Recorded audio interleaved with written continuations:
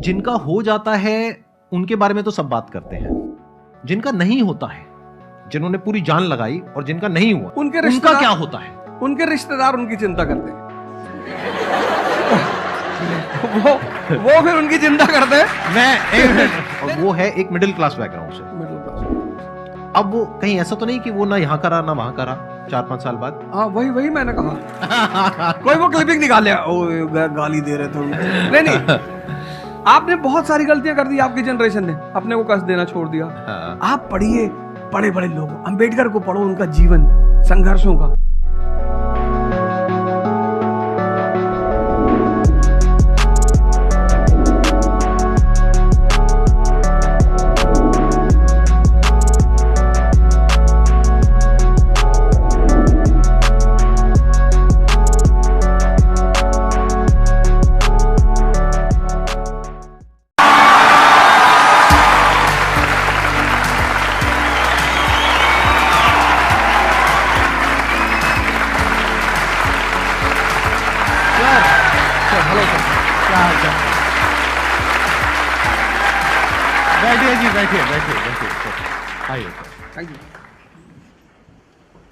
इससे पहले कि ऑडियंस आपसे कुछ क्वेश्चंस पूछे, मेरे माइंड में एक क्वेश्चन आ रहा है। आईएएस में कितने लोग हैं जो हर साल उसके लिए अपीयर करते हैं? 5 से 6 लाख के आसपास। और सीट्स कितनी है?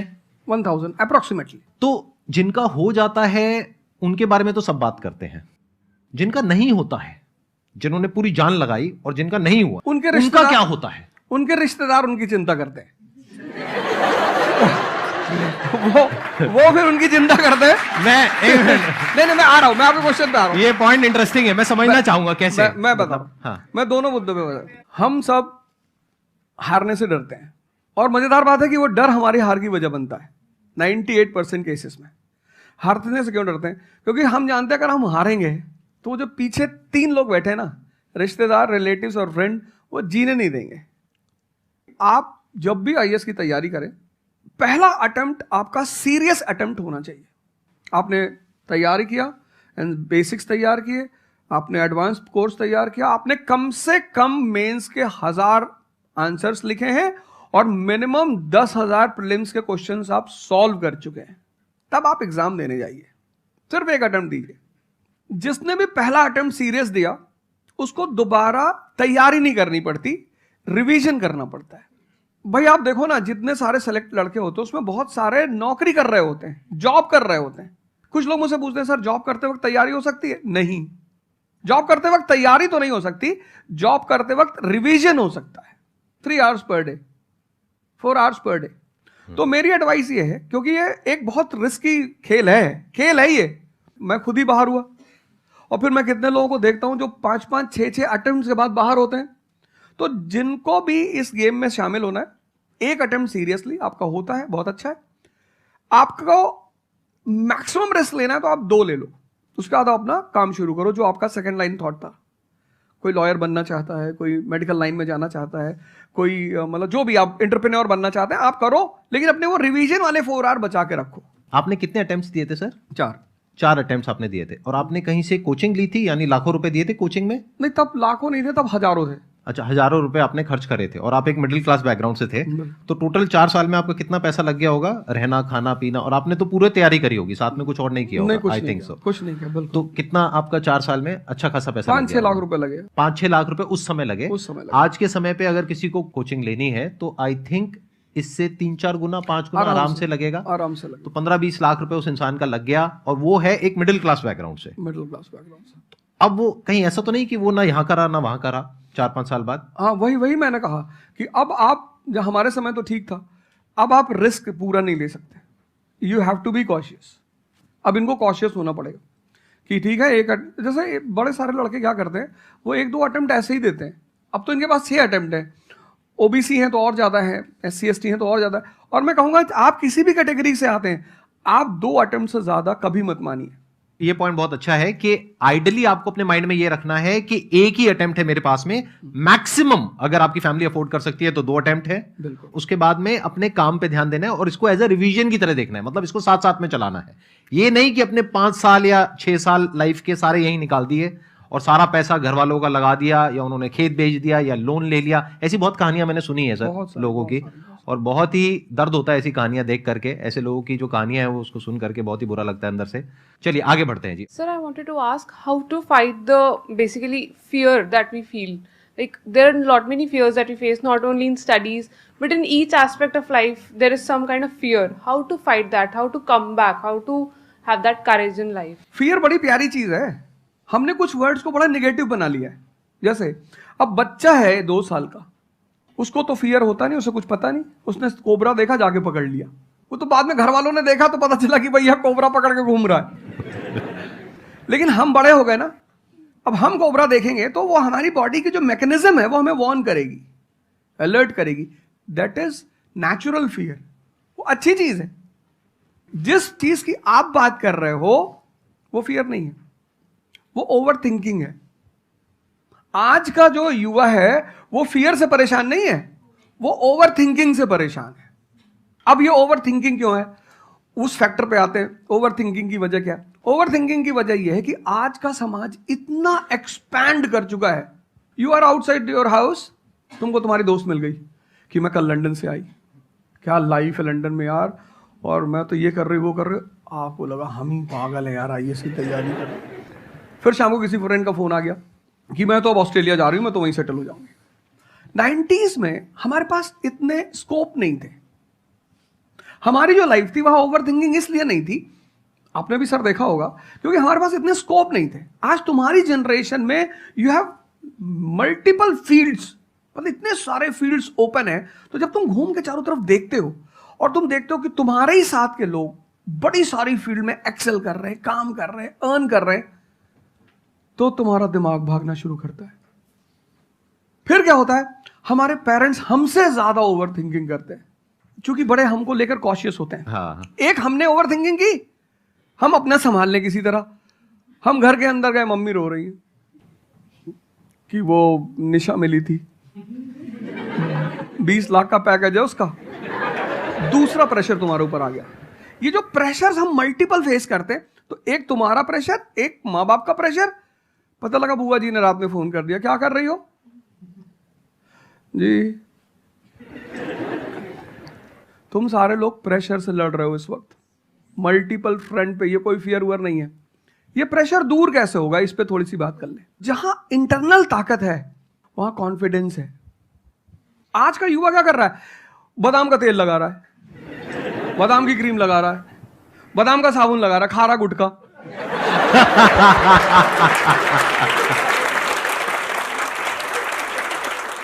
आप लोगों को चूंकि हर तरफ प्रेशर झेलना है, तो प्रेशर झेलने का सबसे अच्छा तरीका होता है इंटरनल पावर। तभी तो मैं जहां भी जाता हूं एक चीज रिपीट करता हूं, योगा करो, ध्यान करो। ध्यान करोगे मन ताकतवर हो जाएगा। सर, आपने जैसे कि अभी बोला कि मेंटल स्टेट के लिए एक्सरसाइज करो, योगा करो। तो पहले तो मैं फिजियोथेरेपिस्ट हूँ, ठीक है। मैं सुबह से मतलब योगा या एक्सरसाइज है मेरा डेली रूटीन है, करना भी और कराना भी। उसके बाद भी at the end of the day मैं डिप्रेस हो जाती हूँ। ये नहीं कि मन नहीं लगता, इस चीज़ में ही मन लगता है, फैमिली से भी पूरा मन लगता है, ठीक है। उसके बाद भी end of the day depress हो जाती हूँ। तो उसको डिप्रेशन कैसे कम करी जाए? हम किसके साथ रहते हैं वो बहुत इंपॉर्टेंट है। मेरे एक दोस्त मेरे साथ आ रहे थे आज से करीब 7-8 साल पहले, धौला कुआं से। रात का टाइम था और हम दोनों, मैं गाड़ी चला रहा था, हम इंडिया गेट के सामने से निकले तो उन्होंने मुझसे कहा कि अब हम बुढ़े हो गए हैं। मैंने गाड़ी रोकी, मैंने कहा उतरो। तो उन्होंने कहा कि क्या हुआ? मैंने कहा उतरो, तो उतरो जरा। उतर गए, मैंने दरवाजा बंद करो, चले गए। आज तक मैंने उनसे बात नहीं की। वो उनसे पूछते हैं आज, अब तो खैर बात ही नहीं होती, पर वो बहुत उन्होंने कोशिश की कि अवध क्या हुआ? तुम दिन भर अपने आप को मोटिवेट करती हो, काम करती हो, जब तुम वापस घर में आती हो, अपने समाज में जाती हो, तो सब तुम्हारे मेंटल स्टेटस का थोड़ी है, वो तुम्हारी सारी ऊर्जा को खींच लेते हैं। इसीलिए तो माँ बाप हमारी संगत पे बड़ा ध्यान देते हैं। तुम्हें लगता होगा कि माँ बाप कितने बदमाश हैं, माँ बाप भगवान हैं। उनका एक्सपीरियंस तुम अपने दोस्तों को लेके जाया करो उनके सामने। कोई अल्ट्रासाउंड क्या करेगा जितना माँ बाप करते हैं? कोई स्कैनर क्या करेगा? सही बात है, देख के कोई 2 फोटो मिनट कैमरा में क्या बता फोटो खींचेगी, देख के बता देते हैं, बहुत दुष्ट है ये, इसकी आंख के नीचे देखो यहाँ निशान है, बहुत दुष्ट है ये। और वो लॉजिक भी बड़ी अच्छी सी देते हैं, कोई कुछ भी देते हैं लेकिन बड़ा अच्छा सा लॉजिक देते हैं। तो ये हमारे साथ होता है, इसलिए हमें पहले गुरुकुल भेजा जाता था। और आज की हमारी सोसाइटी इसको सिर्फ नेगेटिव दिखाई पड़ रहा है।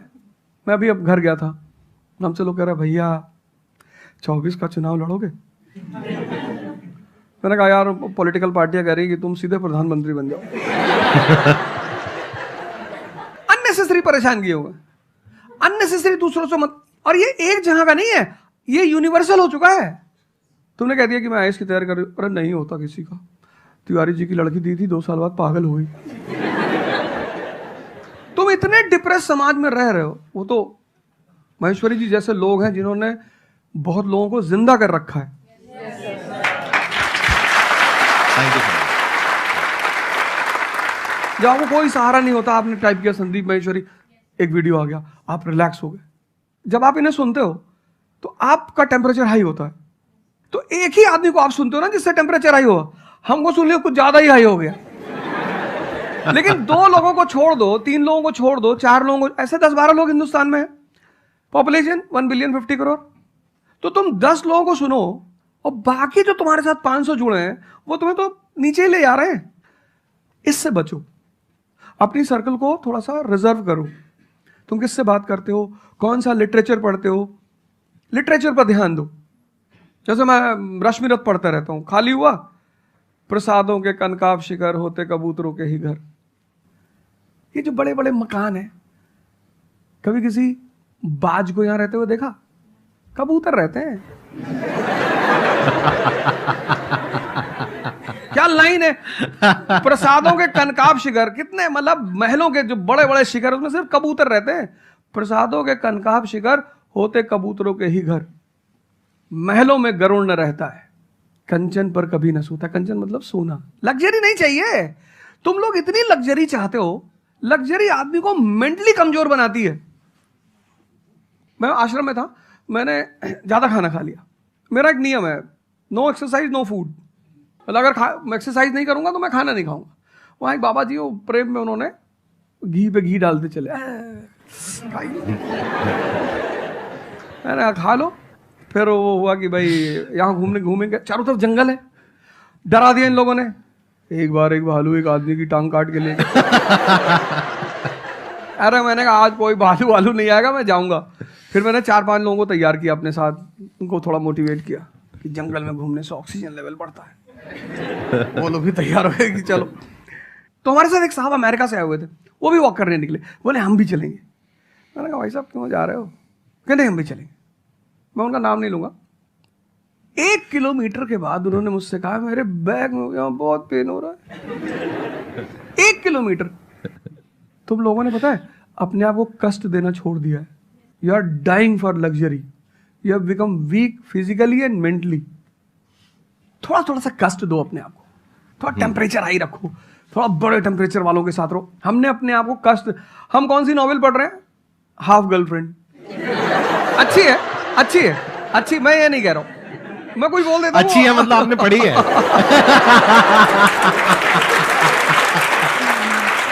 नहीं फिर कोई पकड़ निकाल लेगा, कोई वो क्लिपिंग निकाल लेगा, ओ गाली दे रहे थे।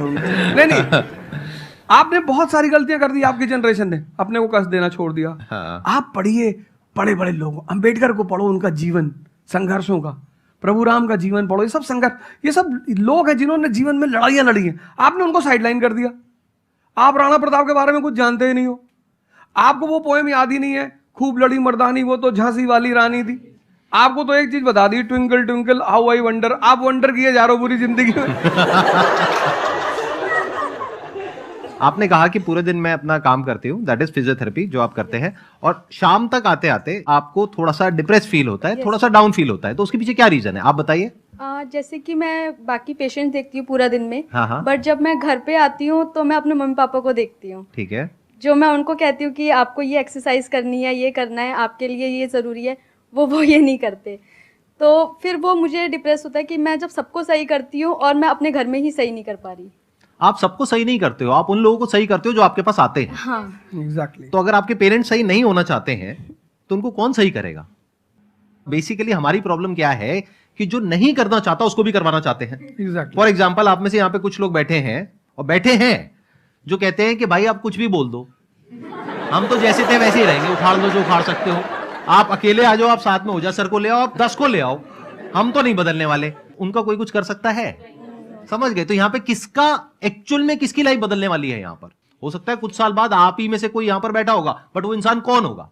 जो खुद अंदर से बदलना चाहता है ना। Yes sir, thank you sir. Please have a seat, बैठिए। मेरा संदीप सर से एक क्वेश्चन है कि जैसे हम लोग जब आपकी वीडियोस देखते हैं तो हम लोग मोटिवेटेड हो जाता है कि हम लोगों को गवर्नमेंट से या फिर इन सब फील्ड्स में छोड़ के अपना कुछ स्टार्ट करना चाहिए जिससे देश में एंटरप्रेन्योर्स या फिर जॉब्स बढ़े। फिर हम लोग देखते हैं आप लोगों को कि भाई यूपीएससी में एक ऐसी पावर होती है जो हम करना चाहते हैं वहाँ पे हमको डायरेक्ट पावर मिलती है। जैसे कि मैं अगर एजुकेशन के फील्ड में कुछ अच्छा करना चाहती हूँ तो मेरे पास डायरेक्ट पावर होती है कि हम लोग वहाँ से कर सकते हैं। तो मैं ऐसा, मेरे पास ये क्वेश्चन फिर मतलब दोनों में कॉन्ट्राडिक्शन चलता रहता है। ना कॉन्ट्रडिक्शन नहीं चल रहा है ये। इसे कॉन्ट्रडिक्शन नहीं कहते, इसे कंफ्यूजन कहते हैं। मतलब एक गोल होता है ना, या फिर एक मतलब हमारे पास एक टारगेट होता है कि हम ये काम करने के लिए यूपीएससी में जा रहे हैं। नहीं, सरकार जो कहेगी वो करना है। हाँ, I was about to say that. आपका क्या गोल है? आप क्यों कर रहे? और आप नेता क्या थोड़ी है, target है? आपकी पार्टी का मैनिफेस्टो थोड़ी है, घोषणा पत्र। आप एक राजपत्रित अधिकारी हैं, गैजेटेड ऑफिसर।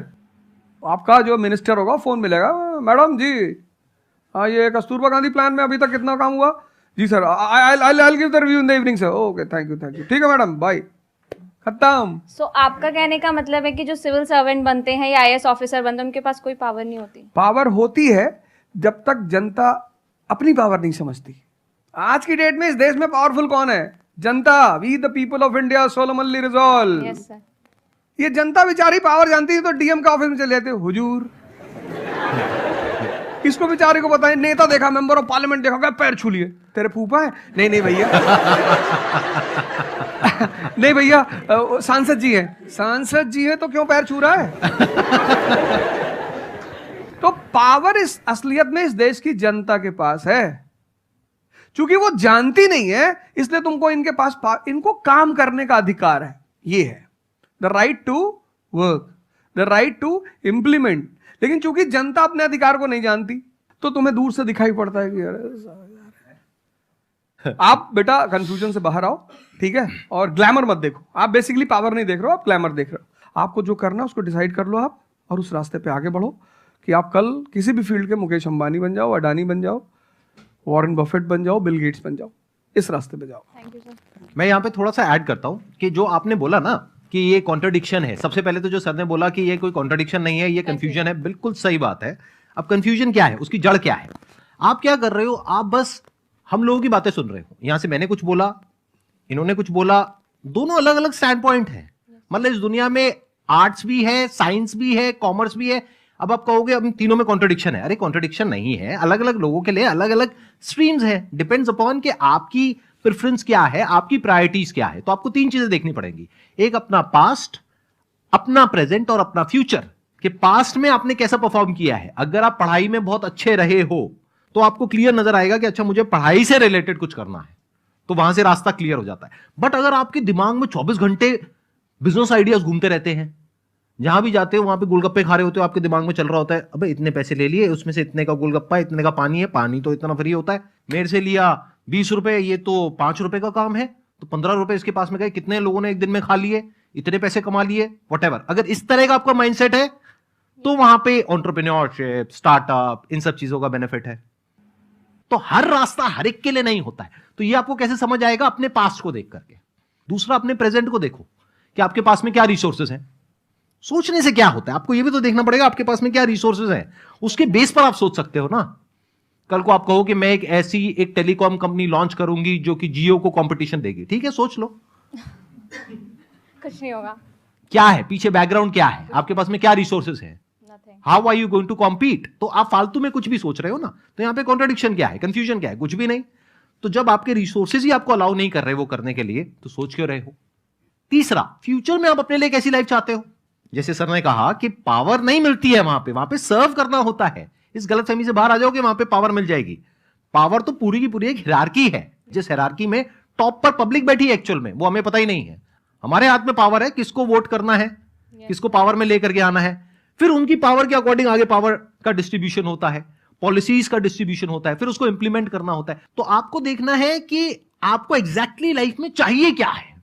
कि अगर आपका माइंड है बहुत ज्यादा क्रिएटिव, कि आपको हमेशा दिमाग में आइडियाज घूमते रहते हैं कि कुछ अजीब करना है, कुछ अलग करना है, ये करना है, वो करना है, तो फिर वो रास्ता आपके लिए नहीं है, क्योंकि वहां पे आपके पास में पावर नहीं है, रिस्पॉन्सिबिलिटी है। But once you go in the entrepreneurship space, वहां पे रिस्पॉन्सिबिलिटी नहीं है, वहां पे पावर है, क्रिएटिविटी। Power to create. अब आपको देखना है कि एट द एज ऑफ 42, 48 आप किसके जैसा बनना चाहते हो। अगर एक टीचर बनना चाहते हो तो ये रास्ता है। उसके अलावा जिन्होंने यूपीएससी को क्रैक किया है उन लोगों को आप लाइफस्टाइल देख सकते हो। वैसे बनना चाहते हो, बहुत बढ़िया। मेरे जैसा बनना चाहते हो, बहुत बढ़िया। किसी और के जैसा बनना चाहते हो, बहुत बढ़िया। बट किस बेस पर? अपनी पर्सनालिटी को देखो ना, क्या लाइन हो रहा है। सर एक्चुअली आपका सेशन देख के मैं पब्लिक स्पीकिंग सीख रहा हूँ, तो कॉन्फिडेंस बढ़ाने के लिए जो आसपास के स्कूल है ना, स्कूल क्लासेस जो है उनके पास मैं जाता हूँ बच्चों को थोड़ा सा ये करने के लिए। तो मैं जाके वहाँ पे रश्मि रथी सुनाता हूँ, मेरे को आती है थोड़ी थोड़ी, तो मैं वो सुनाता हूँ। छत्रपति शिवाजी महाराज के बारे में सुनाता हूँ। तो उन बच्चों का मैंने थोड़ा नोटिस किया, तो वो क्या कह रहे थे मुझे कि सर जो टीचर है अभी जो सिखा रहे हैं वो बस सब्जेक्ट के बारे में बताते हैं और बोरिंग तरीके से सिखाते हैं, ना कोई एक्स्ट्रा कुछ एक्टिविटी नहीं करवाते, कुछ नहीं करवाते। और जब ऐसा कोई एडिशनल गेस्ट आता है जो कुछ एडिशनल सिखाता है तो उनका माइंडसेट थोड़ा चेंज होता है कि सामने वाले टीचर से भी वो वही एक्सपेक्ट करते हैं। तो मुझे कभी कभी लगने लगा है कि मैं जाके गलत कर रहा हूँ या वो टीचर का, वो स्टूडेंट का देखने का नज़रिया बदल रहा है, तो वो वहीं से वो एक्सपेक्ट कर रहा है और उनका मन वहीं पे नहीं लग रहा है वो सब्जेक्ट में। तो अभी मैं क्या काम करने के दो तरीके हैं। एक, आपको काम करना ही है, कोई ऑप्शन नहीं है। एक है आप किसी भी कीमत पे काम करना चाहते हो। जैसे मैं किसी भी कीमत पर पढ़ाना चाहता ही हूं। इसने मुझे इज्जत दिया, सम्मान दिया, प्रेम दिया। मैं एक शादी में गया था 2 दिन पहले, लोग दूल्हे उल्हे को छोड़ के मेरे पास आ गए। दूसरा बेचारा फ्रस्ट्रेशन में क्या किया, हमसे मैसेज किया, वो तुम यहां से चले जाओ। मतलब उनके भाई ने मुझे मैसेज किया, बड़े भाई ने कहा, वो यार तुम यहां से जाओ, शादी नहीं हो रही है। मतलब वो द्वार चार वगैरह सारा प्रोग्राम था, वो सब बाहर है, हो जाओ सर। तो हमारा जो देश का शिक्षक है उसके मन में कोई मोटिवेशन नहीं है कि वो क्यों पढ़ा है। जैसे हमारे घर मामा आए, हमारे उनके आने पे हम बड़े खुश होते थे कि मामा आए। क्यों? क्योंकि हमें पता था कि जब जाएंगे तो पैसा देके जाएंगे। इस देश के शिक्षक को, सरकार को कुछ ऐसा करना चाहिए कि उसके मन में एक मोटिवेशन हो कि 6 बजे का स्कूल है, वो सुबह 4 बजे पहुंच जाए। कुछ ना करे इस देश की सरकार, सिर्फ उनको वीआईपी का दर्जा दे दे। फिर आप देखना, पैसा तो कौन नहीं कमा रहा है, शिक्षक सम्मान चाहता है। तो मैं अपने टीचरों से पुराने मिलता हूं, तो जैसे कहीं मिल गए वो सड़क पे, मैं खड़ा हो गया, रोक दिया सब, हाँ सर, अब पैर चले, तुरंत ऐसे सीना उन्हें चौड़ा कर लेते हैं कि हमारा बच्चा है जी।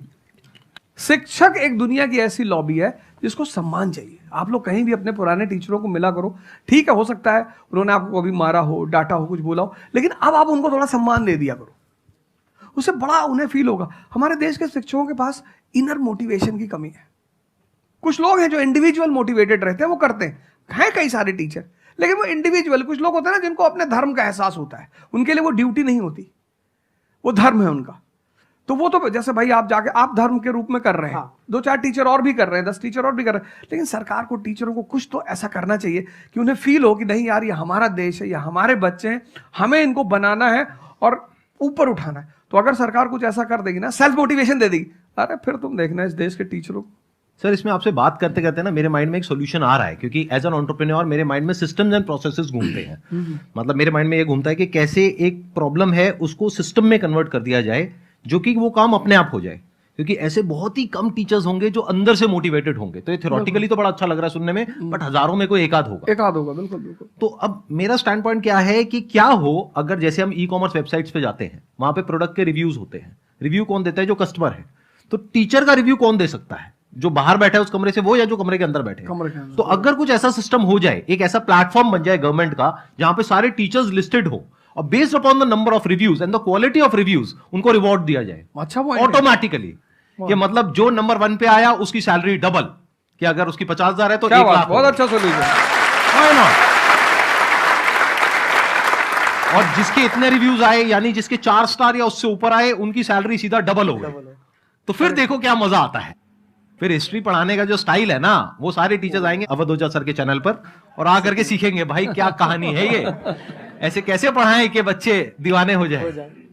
और फिर अपने आप को अपग्रेड करेंगे। नहीं तो अपग्रेड करने की मोटिवेशन कहाँ है? जैसे एक एंटरप्रेन्योर होता है, उसके पास में तो मोटिवेशन होती है कि अगर मैंने अपने जो भी प्रोडक्ट है, सर्विस है या काम है, उसको अपग्रेड किया तो करते ही मेरे को इमीडिएट रिवॉर्ड मिलेगा। जैसे सेल्स टीम में अगर आप कहीं पर काम करते हो, कितने लोग सेल्स डिपार्टमेंट में हैं, अलग अलग कंपनी में जो जॉब कर रहे हैं, तो सेल्स में इंसेंटिव का एक सिस्टम होता है। तो वहां पर क्लियर पता होता है कि मैंने ये टारगेट अचीव किया तो ये है। तो एक क्लियर कट टारगेट होना चाहिए which is measurable, not theoretical but actual, objective not subjective. कि ऑब्जेक्टिव एक टारगेट होना चाहिए in terms of numbers which can be calculated and a transparent system जहां पे स्टूडेंट्स वोट करेंगे और जो टीचर्स जीतेंगे पूरे इंडिया लेवल पे या स्टेट लेवल पे, उनको बुला करके जो हमारे देश के प्रेसिडेंट हैं या प्राइम मिनिस्टर हैं, वो आकर के रिवॉर्ड देंगे। Yes sir.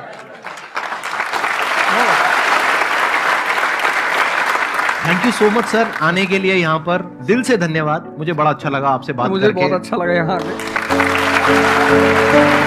Thank you so much.